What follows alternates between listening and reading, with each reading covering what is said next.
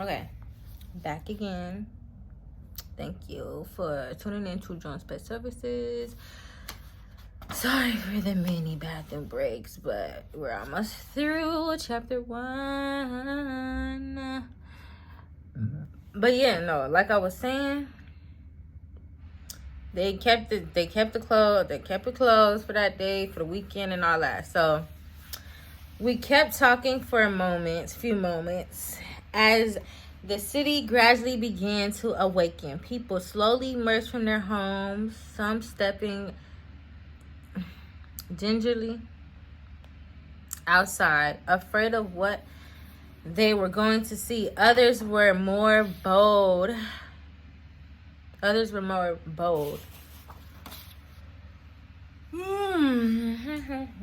Excuse me.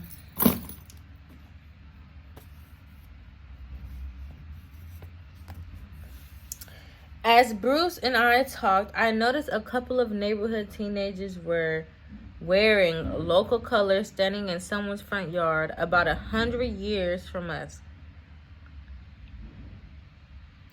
About 100 yards from us.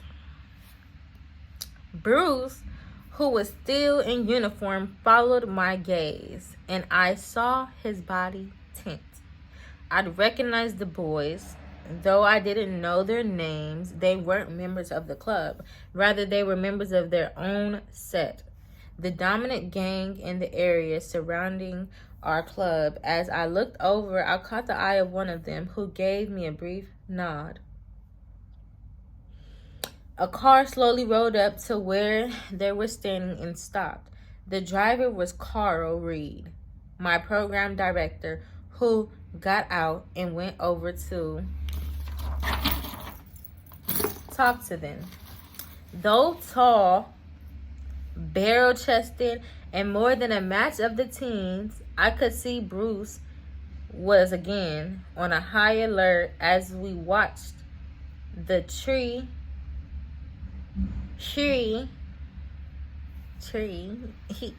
though we watched the three of them shake hands and begin a conversation filled with plenty of gestures and tough guy body language. Carl pointed to our building and seemed to be asking about it. The youth simply shook their heads.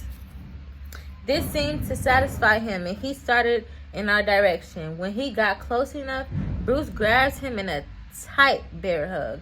"Hey, Carl," he said softly. "How's it going?" I could see the emotion on Carl's face. He turned to me. "Hey, Lou," he said as we hugged. "You doing okay?" "Yeah, man. I'm just glad this place still standing." I know. I can't tell you how relieved I was to see you standing when I drove up. When I saw those two guys over there checking out the place, I went over to see what was up, and what they told me.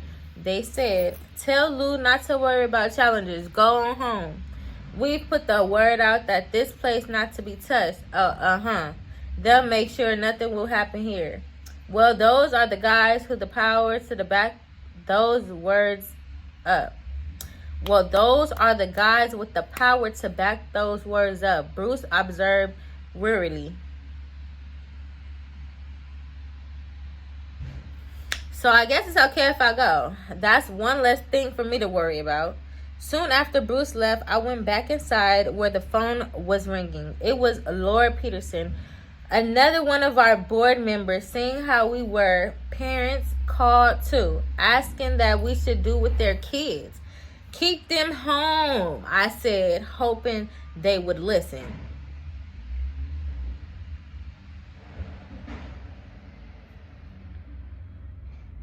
Other board members and supporters began calling too. Thank God once they heard we were all right. Once I heard that the school district was closing the schools and the people were being advised to stay home, I realized as well, get out of there too. The wail of sirens was beginning to increase as were the sounds of that light just changed. That was weird.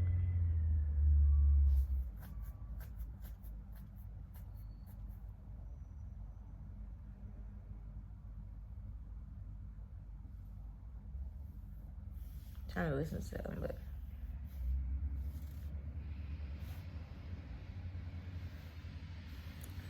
once I heard the school district, I realized I might as well get out of there too. The wail of sirens was beginning to increase, as were the sounds of more and more angry voices in the streets. Like most other Americans, over the next few days, I remained glued to my television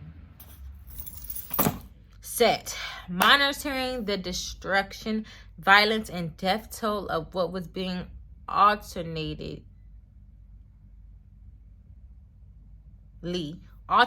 called an upspring, a rebellion, or a riot, depending on who was talking. When I saw Rodney King make his tearful plea, "Can't we all just get along?" I thought, amen, brother. Despite what Carl had told me about what the gang members said, I was still uneasy. During these times, a few days, I kept in close telephone contact with several people in my neighborhood, checking to make sure they were okay, to all well, and check on the club. Catherine Williams, one of my strongest supporters in the community, lived just a block and a half away on 49th, and my brother-in-law, Michael, lived on the other side of Vermont near Hoover. Our power's been out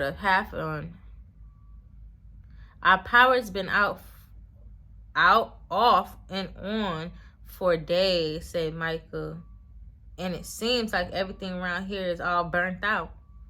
But I just got back from the club and everything's fine, Lou. I breathed a sigh for relief. He told me how when he ventured out, when things got calm, and he ran into someone of the neighborhood, members of the club as well as gang members. They evidently said, "Don't worry about the club. We won't let you and anyone touch it."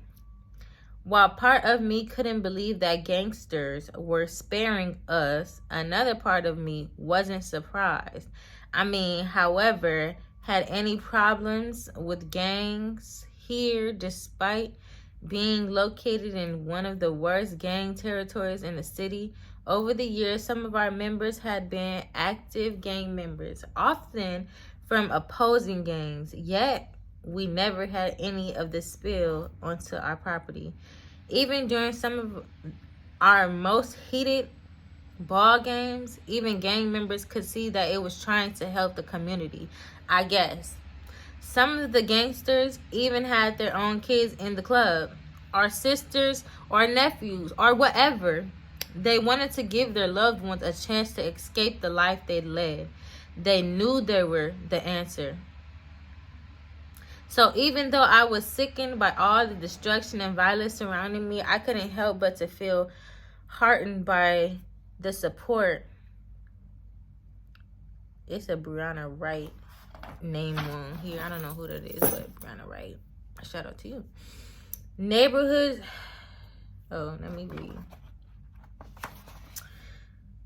I couldn't even help but to feel heartened by the support the neighborhood showed the club. It gave me hope for our community, that the violence would soon end.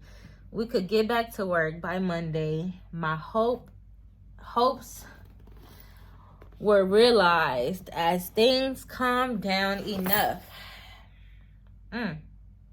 for the schools to begin opening again, for the mayor and governor to lift the dusk to dawn curfew, and for the federal troops that had been called and restored order to board their tanks and return home. Soon the children began trickling back to our club, some excited, talking about the previous day's events, others quieter than normal. It was going to take some of them a long time to feel safe again, I thought.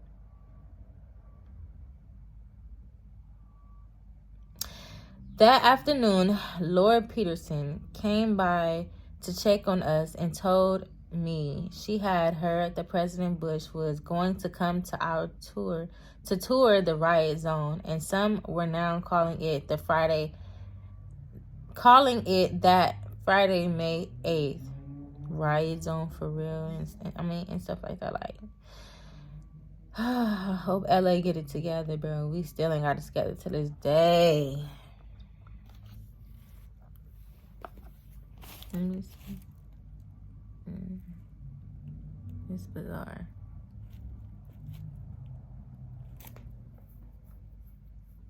To this day.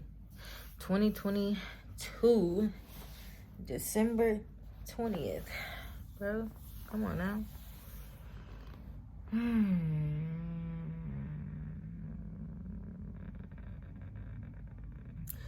We like to make light of certain things, you know, that's going on, and you know, sometimes it could be the wrong light, you know, and it's really time for our men to like get it together. Like the fuck, like stop bending over backwards for other niggas and bend over backwards for the females you call bitches. I just said that because, you know, without Eve, there would be no Adam. Without Adam, there would be no Eve. Best believe. We all can achieve. Best believe. We all kings and queens. Best believe. We could get it in this reality. Best believe we could get it anyway.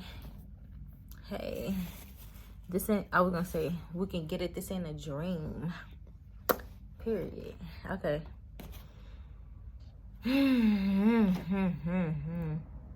It's too bad, she said. So I'm gonna go back. That afternoon, Peterson came by to check on us and told me she had heard that President Bush was going to come to our tour the riot zone.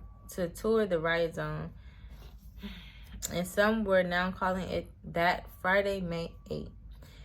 It's too bad, she said. He'll probably go to the typical places and talk to the same politicians, look things over, and then leave. Same spiel, no action. He probably won't even get a chance to talk to people like you. Damn, she cold. Who could really do something to improve things here? Well, okay, sorry, let me...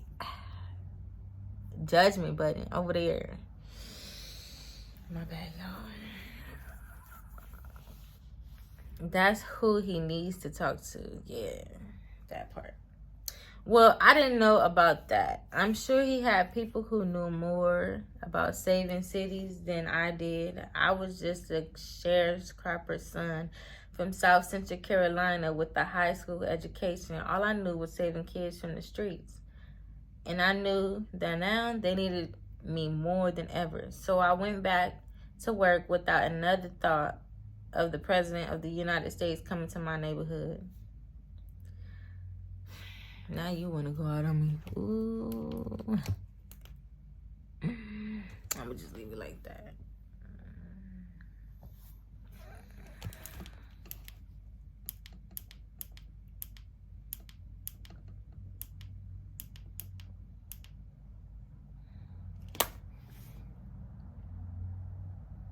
I kind of like it.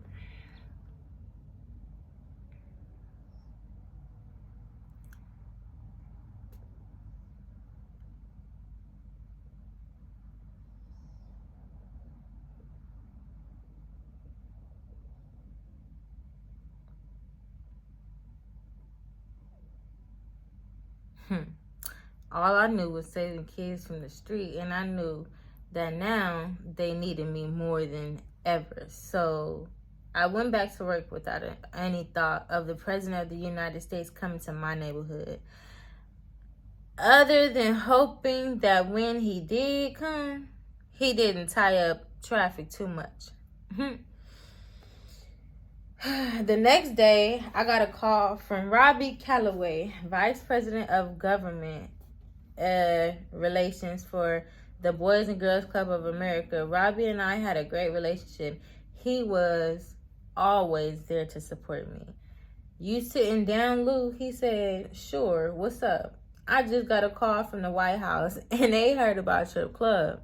How it was one of the only places 4 blocks that wasn't touched by the riots, and they was the They want President Bush to come here and make a speech live on TV from challengers. You're kidding me. I was stunned.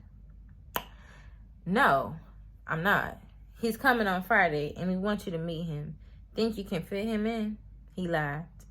I tried my best. I chuckled, hanging up. Damn, I thought. The president is coming? I gotta make some calls. As I reached for the phone, something made me stop and look at my hands. I paused and held them up in front of me, turned them over. The palms were smooth now, no calluses. The tangles of tiny scars that used to crisscross the backs of them had long since faded. I stretched out my long fingers.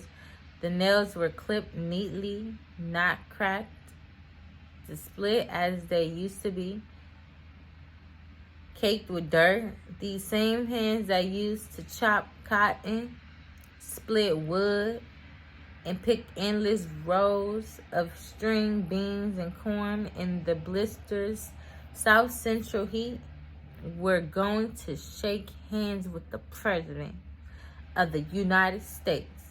And all because of a job I'd been doing every day for a decade. Unbelievable.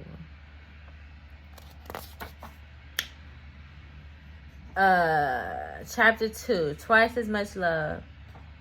The quote says, but as much discipline as there was in our house, there was twice as much love. So, that was said by Lou Dantzler. I'm going to stop here. Page 12, chapter 2. You know what it do. They working outside.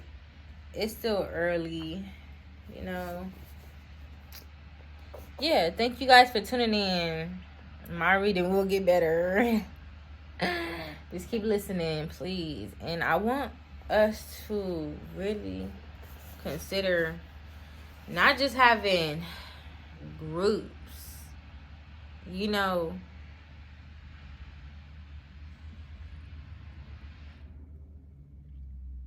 not just having like, I don't know, this is what I'm gonna just start doing, reading this book and connecting with whoever I can, whoever, you know, connect with me to stay connected. You know, I hate to spend money, but I love to eat, you feel me? So maybe we could work something out. I don't know, like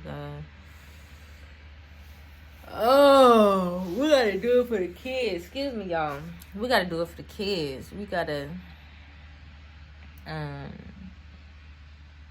do it for the kids. How we gonna start sharecropping and going back to that, like finding our own land and property, you know, if not investing in our own land and property. Like, it's happening, but it's not happening fast enough. Me, that's, you know, my journey. Of course, I definitely want some land and property. I would love to put my grandma in the house, where she has people helping her and assisting her on her needs and everything, you know. Maybe get a chiropractor for her or something like that, for her body and stuff, like my body too. We're supposed to be getting like massages, a good amount of massages, bro. Like, that's why our bodies really be having problems sometimes, because it's like sometimes we don't get, like, you know, not necessarily touched enough, but like just like, you know, that loving, like yeah. Life is not about ass. I know, my elbows. Life is not about ass, y'all, okay? Life is about living. We should be free. We should be gracious to each other. We should be able to communicate. Like, we should be able to go get, like, freely, like without having to worry about, oh, is he looking or is she looking at me a type of way, you know, and should I be worried? You feel me? We shouldn't have to worry. Like, we should be able to go pick a car off the lot as soon as we get our license. Like, we should be able to get credit when we born. You feel me? Like, come on now, what the hell is we doing? Like, we gotta keep working all of our life being perfect motherfuckers. Like, for other motherfuckers that's not even perfect, excuse my French, other mother lovers that's not perfect. And it's just like, we could be doing better by saying we're doing better. You feel me? We are doing better, but it's like, bro, we still living in this goddamn system, still distracted every day. You know, some people still choose to put their kids in school and choose to go to work and whatever.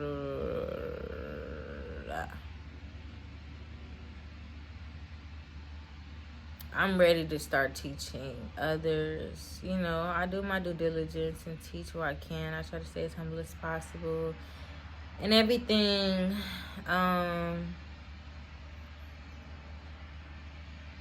Yeah.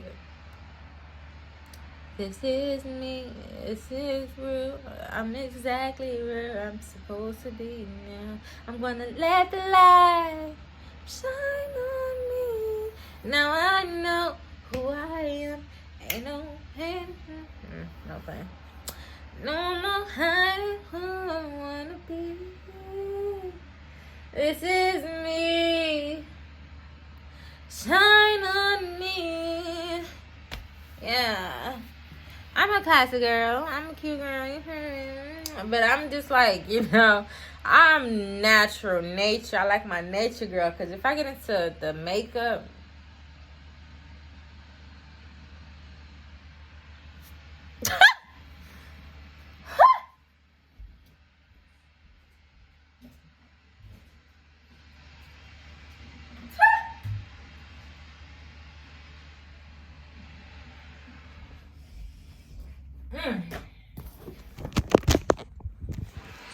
y'all don't want me to get into the makeup now.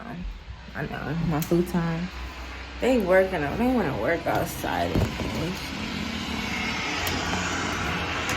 I know you feel. I guess I wear wigs.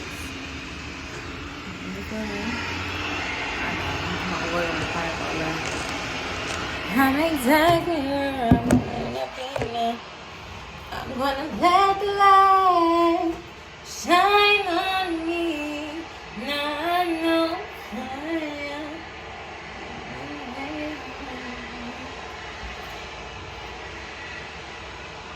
am. Okay, sorry. I'm not gonna distract you guys. But this is me. I'm a peaceful person. You feel me? I smoke my weed. Stick to myself. You know, about my dough, my money and all that, but it's not about the dough, the money and all that. You feel me? So it is what it is.